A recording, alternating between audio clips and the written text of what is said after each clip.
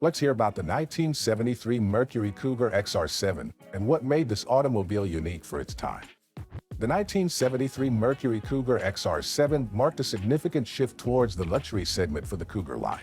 Initially introduced as a performance-oriented pony car, the Cougar gradually transitioned into a more luxurious personal luxury car by the early 1970s. This shift reflected broader market trends and consumer preferences for more comfortable, well-equipped vehicles. The 1973 model year was part of the Cougar's third generation, which saw the car grow significantly in size compared to its predecessors. This generation introduced a more squared-off body style, moving away from the sportier lines of earlier models and aligning with the design trends of the early 70s for larger, more imposing vehicles. It was available as a convertible, offering a stylish option for buyers seeking open-air driving experiences. This was particularly appealing at a time when convertibles were enjoying popularity in the United States, combining the Cougar's luxury features with the pleasure of convertible driving. Another distinctive feature was its front grille, which featured a prominent center section that protruded forward, flanked by two recessed headlamp areas. This design gave the Cougar a more aggressive appearance and helped distinguish it from other vehicles in the Mercury lineup and its competitors. A carryover feature from earlier models that continued into the 1973 model year was the sequential turn signals. First introduced on the 1967 model, these turn signals illuminated in sequence towards the direction of the turn, a flashy and distinctive feature that added an extra touch of sophistication and uniqueness to the Cougar XR7.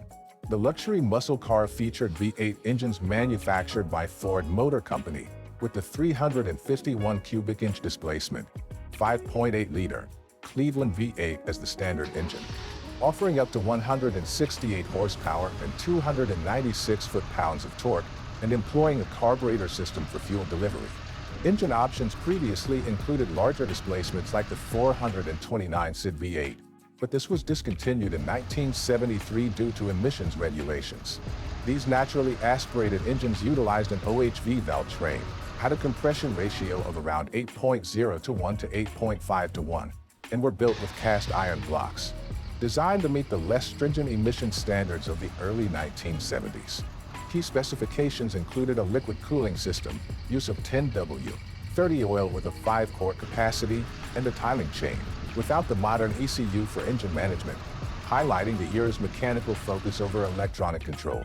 The XR7 offered a 3-speed automatic, FMX, transmission with an optional 4-speed manual for certain engines, featuring varied gear ratios and using hydraulic torque converters or mechanically operated clutches for smooth operation. These transmissions, designed for compatibility with V8 engines, prioritize durability over efficiency, with maintenance recommendations including fluid changes every 30,000 miles for automatics and less frequent service for manuals. It featured an independent front and solid axle rear suspension with hydraulic shock absorbers and coil/leaf springs, designed for a comfortable ride with front sway bars to reduce body roll, and a factory-set ride height without provision for adjustment. Its suspension system, optimized for paved roads, provided a balance between ride comfort and handling, integrating with the vehicle's brake and steering systems, and required regular maintenance for optimal performance and minimal tire wear. It offered seating for 5, basic safety features like seatbelts, and came with standard entertainment options such as an AM/FM radio, potentially with an 8-track tape player. These facts highlight the 1973 Mercury Cougar XR7's position in automotive history as a bridge between the performance-oriented muscle cars of the 60s and the more luxurious personal luxury cars that became popular in the 70s.